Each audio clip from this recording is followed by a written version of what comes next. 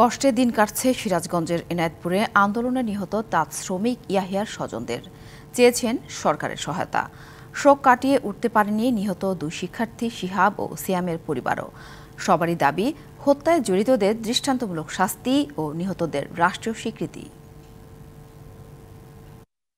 সিরাজগঞ্জের এনায়েতপুরের খুকনি ঝাওপাড়া গ্রামের ইয়াহিয়া গণমাধ্যমে ছাত্র জনতার আন্দোলনে হামলা, গুলি ও নিপীড়নের চিত্র দেখে সিদ্ধান্ত নেন প্রতিবাদী মিছিলে যাওয়ার। ৪ আগস্ট গুলিতে নিহত হন এই দরিদ্র তাঁত শ্রমিক। একমাত্র উপার্জনক্ষম ব্যক্তিকে হারিয়ে দিশেহারা পরিবার। আমি খুব কষ্টে চলতেছি, আমার যেহেতু কাজের কোনো মানুষ নাই, আমি কাজও করি না, অনেক কষ্টে সংসার চলতেছে। আমি এই স্বামীর হত্যার বিচার চাই, কঠিন বিচার চাই। একই অবস্থা ওই এলাকার নিহত দুই শিক্ষার্থী শিহাব হোসেন ও সিয়ামের পরিবারেও। সন্তান হারিয়ে শোকে পাথর বাবা মা। পুলিশের গুলিতে মারা যায়।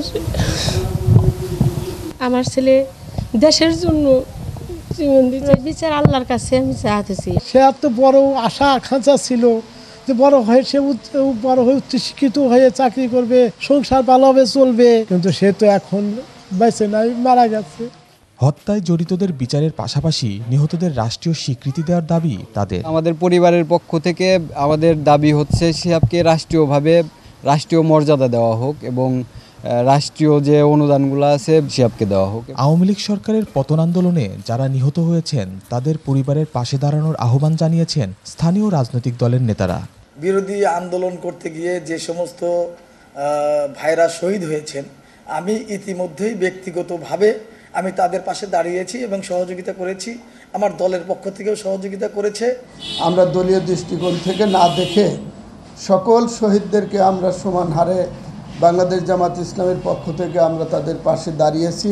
আমাদের ক্ষুদ্র সামর্থ্যের আলোকে আমরা তাদের জন্য যতটুকু করণীয় আমরা করার চেষ্টা করেছি। নিহতদের পরিবারের পুনর্বাসন ও ন্যায় বিচার নিশ্চিতে যথাযথ ব্যবস্থা নেবে সরকার, এমন প্রত্যাশা সিরাজগঞ্জবাসীর। খালিদ হৃদয়, টিভিসি নিউজ, সিরাজগঞ্জ।